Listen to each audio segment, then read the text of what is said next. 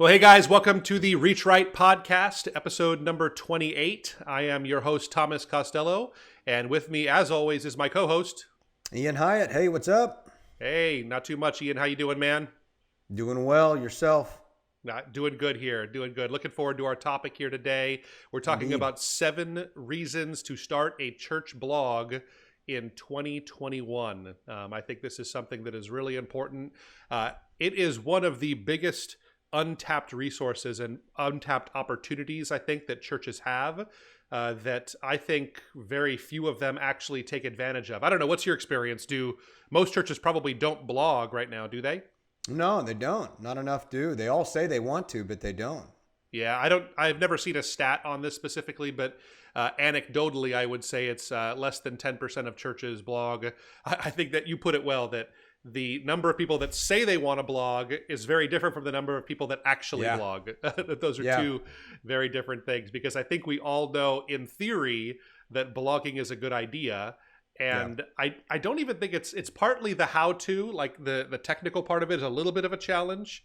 But I think the biggest challenge, obviously, with blogging is that it takes time, and people, we always encourage people, it takes work, exactly. We encourage people to count the cost before they do it. And that's not what this episode is about. Our hope today is to convince someone out there, or maybe many people out there in our audience, that maybe they need to take this seriously, because I think it is one of the biggest opportunities. I know for the Journey Church that I pastored most recently, this was one of our secret sauces that we really, it led to a ton of growth at our church. And it was something that we did that built a lot of traffic, and we'll kind of get into some of the reasons why and why it was so important. But we went from a very small church to a medium-sized church, and saw tons of visitors, and we can track a lot of that back to our blogging strategy there. Yeah. You guys did a good job of it. I remember following that blog a bit. So yeah, it was good stuff. So anyway, well, let's kick it off here. I'll start off with number 1. The first reason why I think churches need to start a blog in 2021 is it helps you to flesh out ideas. I know for me as a pastor that there's ideas that sometimes we tend to get a little bit stagnant, I think. So you get into the Word, and everybody has had dry times in the Word, and sometimes it gets hard to come up with something new and fresh things. And I think it's not just blogging per se, but just writing in general. I think it really is a healthy habit. You ask anybody who's a journaler, someone who regularly writes in a journal, that it helps them to kind of flesh out those ideas and helps them to grow. And I think blogging really it forces you to regularly put out something that is publishing worthy, something that's worthy of being out there, that you're okay with everybody reading. And really, to do that, it makes you really think about stuff and flesh out ideas that maybe your mind wouldn't naturally do that just when you're sitting there and not writing. Right. So I have found for me, and I think most pastors will find this, is that regularly and having a commitment to blogging, what it did is it made me come up with new ideas, new thoughts, and kind of flesh those out a little bit and think through them more and spend time with it. There's something about when you're writing or typing or writing with a pen, whatever it would be, when you're putting it onto paper, that it just makes you process it differently and makes you remember it more than just thinking about it. Yeah. Well, it's the same reason you said it earlier, that we often in ministry recommend, or pastors recommend, that you journal during your devotional time. When you write it down, it solidifies it and it helps you remember it more. And let me ask you this: when you were doing it, did it help your sermons as a pastor? Do you think it helped you add in new maybe things that you didn't think of when you were just writing your sermon out? Yeah, I think it's another chance for me to flesh that stuff out. So I think it expanded me mentally. It helped me to be a better thinker when I thought through different processes and I thought through different spiritual topics. Writing them ahead of time, it helped me be more efficient at sermon writing, I would say. Is that I think it's one of those things that the more you do it, the more quickly those ideas kind of come to you and illustrations come to you. It's just kind of like any other habit. You're a big Camp Gladiator guy. I know you work out all the time. And if I were to do the workouts, I remember you sent me some workouts to do. And I just kind of laughed when I read the different workouts that you said, like when I saw how much running and weight weightlifting was involved, it was humorous to me because the idea of doing that right now is like it's so far out there. But for you, it's become almost commonplace because you have that routine and you're regularly doing those workouts. And now a workout is, I mean, that would be like the feat of a year for me to complete one of those workouts where you do it 4 times a week. So same thing with blogging though, is that it takes weekly sermons, and that using that muscle, the more I exercise it, the same muscle that I use to write sermons, it helps me to flesh out those ideas. And I think using that muscle makes you helps you to flesh that kind of stuff out, which I think actually leads us pretty well to number 2. If you want to go ahead and tackle that, it's right in that same vein. Number 2 is that it makes you a better communicator, and I think every pastor is interested in that. And I think any person, even if you're not a pastor, but if you're just in ministry in general or whatever, everyone wants to be able to communicate better. And at first notion, you might think, well, why? Because you're writing and everything. What does that have to do with communicating? But I think kind of to the point of the first item, it makes you think creatively. It makes you research. I know. So I'll say this. When we started blogging at Reach Right, begrudgingly I started it, right? I hadn't done it before. You had more experience with it. And I was kind of like, oh gosh, how's this going to help me, Thomas, and all of that. And I started doing it. But, it makes you it increases your vocabulary. You're researching specific keywords and those things. We'll talk a little bit more about that as keywords help with a blog and SEO and all that. But basically, it did make me a better communicator. I was when you're writing, because often I think we used to write a lot more back in the day, right? People don't write as much now. They're typing on keyboards mostly or their phones. Yeah. But I think when you're writing those things out and everything, it helps you think in a certain way that when you start speaking, it actually helps you communicate. So I agree. Yeah. Yeah. So you said something interesting there. You said that seemed like it was almost eye-opening to think of it for you that this is a form of communication. Of course, writing is it's a very early form of communication that's been around for thousands of years, that I think people, a lot of times we discredit it. We feel like that a sermon that we actually speak and is delivered that way is more valuable than the written word. But I don't know. I don't even think you could make that case from the Bible. I know it talks a lot about sermons and things that Jesus said, and that's great. I think that obviously the things Jesus said are very important and foundational to us. But you have to remember that all of this was the whole New Testament after the Gospels. It's all letters. They're written communication. I was gonna say, think of the Apostle Paul. Yeah, that's right. Mostly from Paul, and that's what is given to us here now. So Paul was blogging to the entire world basically, and he was getting these messages out there. And praise God that they were preserved for thousands of years, and we still have them. But absolutely, I think written communication. I think I could even make a case that it is more important than verbal communication when it comes to communicating the gospel and the message of Jesus Christ. I think in Scripture, you could make a case that was not to take away from the importance of delivering actual sermons out of your mouth, but I think written communication is just as important to that. So, I think that they do work hand in hand. That is a form of communication. What you do on Sundays in service is a form of communication, and I think both of them make you better at the other one, and they really work together hand in hand. Again, back to that working the muscle analogy, I think that's a perfect fit, that the more you do it, the better you are at speaking these kinds of things. That's it. That's good. Why don't you tackle 3? Yep, we'll do. Number 3 is it gives people a place to use their gifts. And this is one that's missed a lot. So when we started our blog at The Journey, what we did was we built a team around it. So at first it was our pastors, but then I feel like within churches we give a lot of encouragement and a lot of places to serve that those that can communicate orally, they can give a sermon, they can get up there on a stage and preach, and we really hold that in high regard. But within most churches, you probably have people that, just as many, if not more people, that are fantastic written communicators, that are great at that kind of a skill set. And I have found that there is a giant vacuum that we almost just miss people that have that kind of a skill set. And if we really think that written communication is just as important as verbal communication when it comes to sharing the gospel, we're missing at least half of that opportunity when we don't give people the ability to get in there and write. So what we did at the Journey is we built a team around this. There were all kinds of people that told me, hey, I can't do this, but I can write. And if you ever have a need for writing, then I'd love to help with that. And so we built a team around it. And they took a lot of shepherding, just like you would give someone good feedback if someone preached a sermon for you, from someone from your church on a Sunday. Well, the same thing is needed for written communication, but we built a team around this, and it gave these people a great place to jump in, to use their gifts.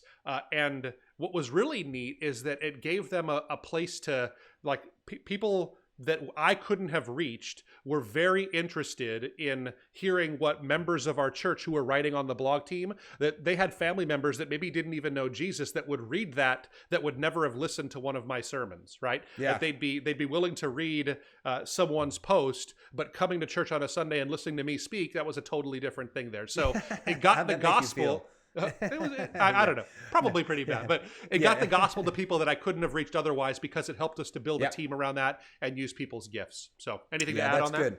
Yeah, I think we got to also remember that it's a profession now. There's, there's people that their career is blogging. Absolutely. So as a matter of fact, I know and play tennis with a guy in my neighborhood who he blogs for the NFL. That's his job. Really? He got laid off from a big company anyway, tech company, and but he already had experience with blogging and everything, and lo and behold, he's hired by the NFL to blog for them, and he loves it. Wow.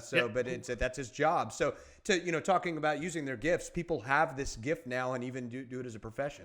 Could you imagine going back to thinking of yourself as a kid and saying, hey, I have a job offer for you. You can sit on your computer wearing whatever you want and write about football. Like what a dream job that would be for a lot of people. But, I think the same thing goes for within churches. Like what a dream job. There's lots of people, I think, out there within your church that would be a dream place of ministry for them. They don't feel like they fit into the worship team.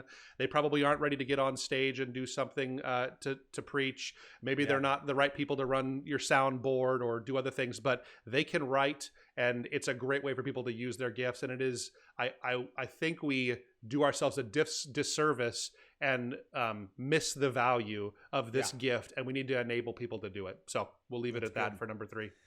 Yeah, I'll go with 4 here, and that's what I briefly mentioned when we were going over point 2 there, but that it increases your SEO performance. For people that are not familiar with what that term is search engine optimization. Basically means how you rank with Google and the search engines. Primarily Google's who we need to be concerned about now, but who almost have the monopoly on it. But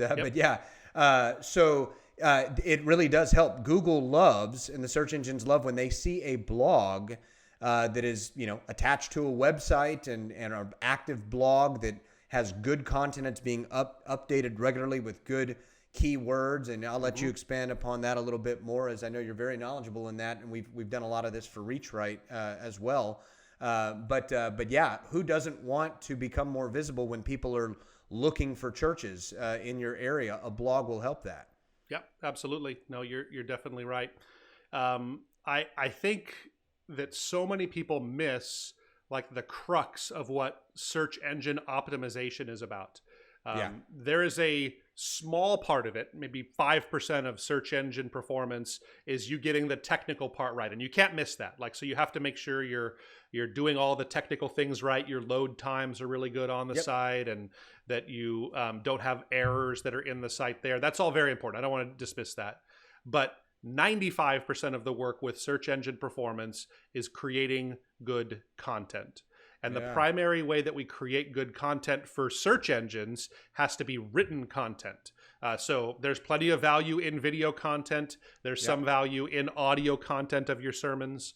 But when it comes to content that ranks well on search engines, written content is king. And having good long form content is something that is really important. So just to give you some example on what this looked like for us at the Journey, we started a blog. We were invisible. We basically started a new website when I took this church here. We had no presence in the city, and we were not a very large church. We had 150, 200 people showing up on a Sunday by the time I left. We ranked number one in most categories in our city of Madison, Wisconsin, when you looked for churches in that city at the time that I left there. And a lot of that I trace back to what we did by creating lots and lots of content. So this is something that this was when I talked about the secret sauce, what would happen. And I think what a lot of people miss is they think that search engine optimization is about getting people on the homepage of my website. And that's great. But I think that as many people are searching for churches near me, there are infinitely more topics that people are searching for around things that you could be blogging on. So I think churches should be blogging about what's happening in their city. They should be blogging about spiritual topics. They could possibly, maybe there's a case to be made for blogging about some political topics. Not getting too deep into, I don't think that there's a place, I think churches need to be cautious with that, but there are certain things that are right and wrong that need to be talked about out there politically. You want to not alienate people with your content, but just producing content that is civic minded or theologically minded, there is no shortage. Sometimes people will think, oh, I don't even know how can you keep writing about things every single week? Yeah. The more you do it, the more you realize that there are infinite topics that you can talk about. Just like on this podcast, is that we don't have a hard time coming up with things that we're going to talk about for episodes here. We spend some time fleshing out what the conversation will be around, but the topics just come to themselves because the more you do it, the more we'll have, you just have that kind of content out there. So it plays a huge part in SEO. And I think search engine optimization is another overlooked outreach channel that churches miss a lot of times, but so many visitors come, almost every visitor is searching for churches. If it's not a personal invite, they're searching online for churches, and where you rank, it plays a huge part of that. Our tiny little church would see 15, 20 visitors in a weekend and had a ton of momentum that this blogging, it just kind of snowballs and it really helps you with your search engine performance. So I think that's a huge part of it.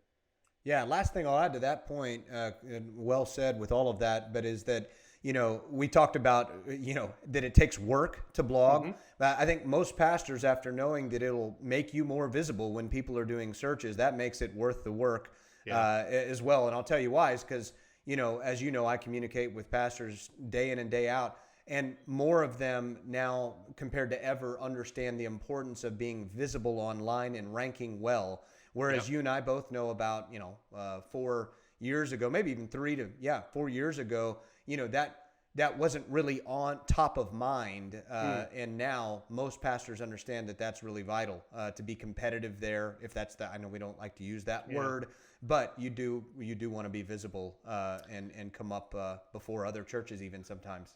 I think that's a tricky one, right? Because search engine optimization is by nature competitive, right? Because someone goes down for you to go up. So it's something, but I think this is another thing, is that when you blog, it makes the focus of your competition, you're not competing against other churches when you're just trying to get your homepage to rank before First Baptist or First Presbyterian, whatever it is. What you're competing with is you're competing with ideas, right? So if you are blogging on marriage health and keys to a better marriage in 2021, let's say that's your topic.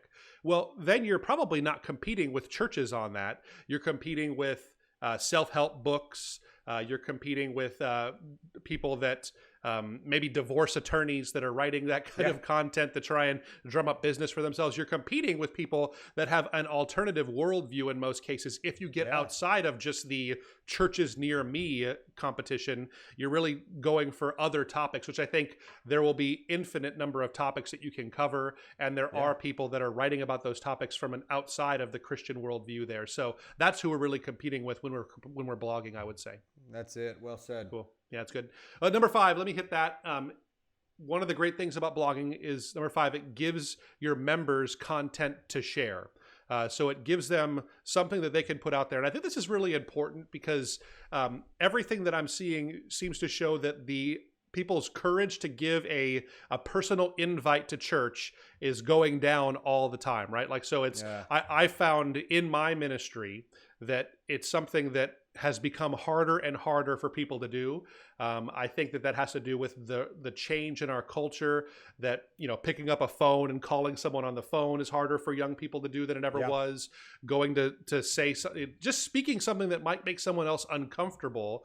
It's become harder and harder in our culture, and there's all kinds of reasons for that. We don't need to dissect that, but what I think blogging does is it gives members something that they probably would be willing to share. Maybe not give a personal invite to somebody, but it gives them something that they'd be willing to put out there on social media channels. And it gives people basically a look back into the church that they're a part of and what's happening in their lives at that church there. So I think that giving people some content for them to share, it really is an important part of the blogging strategy. What do you have to add to that?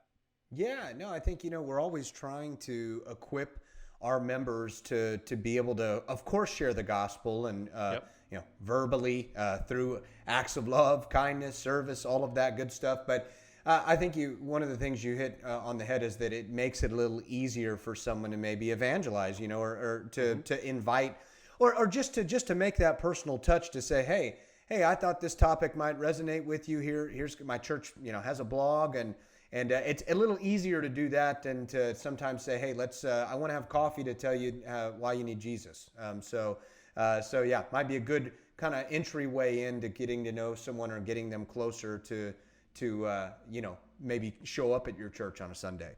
Yeah, absolutely. I think it's a great foot in the door for lots of people, which actually brings us to number 6. I think I'll let you go ahead and tackle that one. Yeah, and that's that it gives you another avenue to preach the gospel. So, and like we just said, a member can share. Obviously, if you're, let's just say as a pastor, you're blogging, a member can share that. Like we just said, they're maybe a little less apprehensive to share that than to just, verbally kind of go preach part of your sermon to someone that doesn't follow God in their lives. But but I think as a pastor and a ministry leader, it is another avenue to get the gospel out there. We're looking for, there's so many different avenues to do that, right? We know now it's not just about, I don't talk to too many churches that go door to door anymore to knock on the door, and nothing wrong with that. If you do, you got some major guts these days, especially with everything going on. But that used to be the main method, right? Church would go door to door or something like that, or they'd go caroling around Christmas time or something. And now there's there's social media, there's this, but blog is one extra way to do it.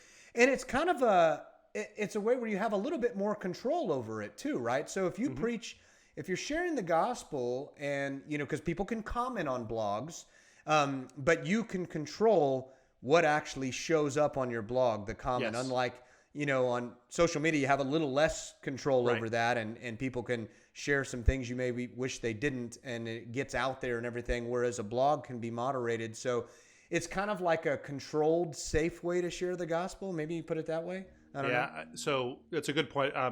And encouragement to everybody is we do really encourage content moderation.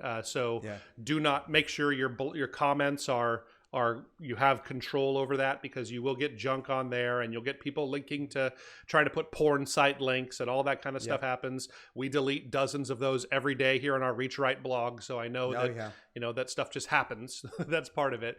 I think the main thing is that there's people that you could never reach in the walls of your building that will read a blog post because they'll see it because a friend shared it, because it'll show up on their social media feed, because they'll type a search on some kind of a question that relates to it, and your content will pop up.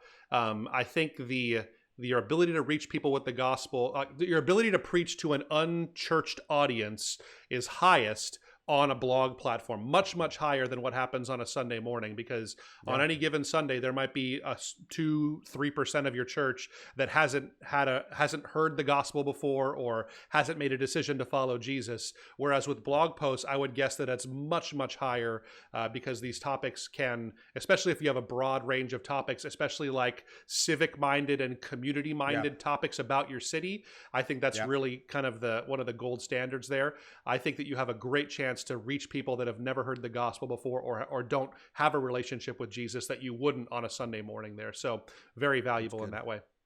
That's good. Yeah. Why don't you tackle the last point? Yeah, this one's big for me. The reason why you need to blog in 2021 is because it lets you communicate 24/7 for years to come.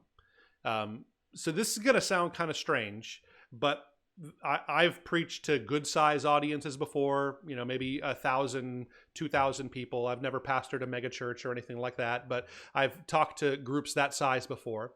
But the message that I have created that has reached the most people is one called 4 Reasons You Should Never Share That Post That Says Share This If You Love Jesus.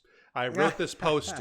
You all seen those kinds of posts before, right? Like everybody has seen that where it's, if you don't do this, then, you don't really love Jesus or whatever. Or you're not my friend. Yeah. Right. And so you can search for it. If you put it shows up usually first on most searches of something in that vein to this day. But so listen to this. Hundreds of thousands of people have read that post since I wrote it 4, 5, 6 years ago, I guess now. So hundreds of thousands of people have been reached with that.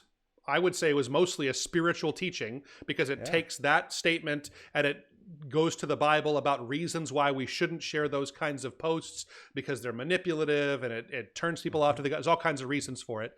But that is the like, as much as I would like it to be a different topic, that's the greatest message of my life so far is that you shouldn't share that post that says share this if you love Jesus, because that's the one that's reached the most people. So here's the point is that did I know when I wrote that hundreds of thousands of people would read that post there and that it would presumably, it's tons of comments on it, but it would make people think differently about that? I had no idea. I thought it might be something interesting. I thought my church might appreciate it. Maybe a few people around there would hear it too. Maybe they'd share it with a few friends. That was kind of my hope. I never thought that it would do all the things we're talking about, where it would show up on search engines. And so people in other countries and people in Nigeria are reading this post and maybe making little behavior changes and maybe wondering, hey, maybe I shouldn't share this post. And it's been something that you can never, when you create a blog post, you kind of learn sometimes what's going to work and what isn't. But there are posts out there that will, like we said, they'll communicate the gospel. They'll let you communicate 24/7 around the globe for years and years and years and years. That post has only grown. It's not kind of waned in its presence out there. It continues to grow. I don't even have ownership over the site that it's on anymore, but it's still a post that's on that site because I'm not at that church anymore and they have control over it, and God bless them. I'm happy about that. But it's kind of strange to think about it, but there is great power in this. And so your legacy might be, it very well could be more about what you blog than what you preach. If you're pastoring an average sized church in this country, which is 60, 70 people or so, your potential to reach a broad audience is infinitely higher on a blog than it is on Sunday mornings in a small town, especially, or in a smaller church. So thoughts on that? I just have this picture in my head of your house getting bigger in heaven by the moment. Every time someone accesses that blog or reads it. But no, I mean, you think about that though. It's something that's constantly bearing fruit for you, and it's something you could feel good about that. That hey, listen, I may have not have shared the gospel with someone today, but my blog did, and I shared it back then. So I just think it's kind of funny, but it's also a really cool thing. And so, no, I think it's a good last point to end on and to encourage pastors is that this is another reason why it's worth doing, because it is something that will communicate your message. And obviously, church's message is Jesus. And like you said, there's different topics, civic topics, other things we can do. But all of that we know usually is going to steer people back to what our main mission is, and that's leading people to the Lord. And so I think that's a really, really cool way to think of it, and makes it all worthwhile when you know that this will be out there for years to come, and producing fruit for you. So when you go to heaven and you're before the Lord, Thomas, I bet he's going to talk about all those people that you invited, but he said, but this one here was really the one that pleased me. This one post here, here are your crowns. I don't do it for that purpose. Obviously, there was no financial incentive in us. I don't think churches should ever monetize their blogs. I think their content should be free and there for people. I don't encourage anything like that. But I think if you want to reach an audience with maybe that wasn't a good post for introducing people to Jesus for the first time, but I think it probably spared a lot of people from, hopefully it changed people's hearts, and it spared people from turning people off towards the gospel because they see Christians sharing this kind of junk that says God will love you if you share it and he'll hate you if you don't. So if you don't, you lose your house tomorrow. Yeah. Yeah, exactly right. So, yeah, so do it, guys. That's our encouragement to our audience. I think that, like we said at the beginning, count the cost. Know that this will take work. Blogging things that are worthy of being blogged, it takes hours a week probably for people to create this kind of content, and might take building a team, but I think the rewards are out there, and it's one of those low-hanging fruit things that right there, it's an easy thing to reach out and grab, and it can make an enormous impact. So I hope that inspires someone out there to write some blog posts and start doing it. One other thing to leave you with is that this is something that can't be done a couple of times and then expect there to be fruit immediately, because the way this works is that in the beginning, it starts off very slowly. You'll have your members maybe take a look at it, and then you'll be kind of discouraged, and you'll look at it and like, why did only 5 people from our church read this? I can't believe it. They would only, like most of our church isn't even doing this. Why do I do this? It's something that pays off over time, but you have to be consistent with it. So that's part of the cost, is don't think I'm going to write 3 blog posts, let them sit, and then we're going to start to see these kinds of results. It's something that I would recommend a minimum of weekly.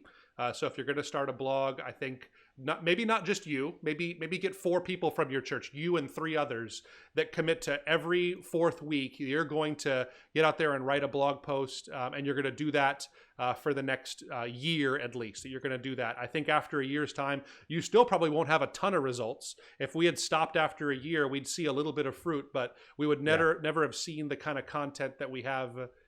The kind of the results that we see now, I guess. So count the cost, plan on doing it consistently, but go for it. It's low-hanging fruit, and I think it's a great way to reach people with the gospel. Anything to close with, Ian? No, I think that's a good thing to close with and to encourage pastors with. So, no, we hope this helped inspire some pastors to get on this right away. Yep, that's it. Well, if you're inspired, or if it's been helpful to you, it would mean the world to us if you would rate, review, subscribe, like this podcast wherever you're watching it. If you're on YouTube, thanks for watching there. Hit the like button. That means a lot to us there. Let us know in the comments, wherever you be listening or watching this, any other topics that you are looking for or want to hear more from the Reach Right family here. We'd love to share what you're looking for. So get back to us on that, and we'll catch you guys next week. See ya.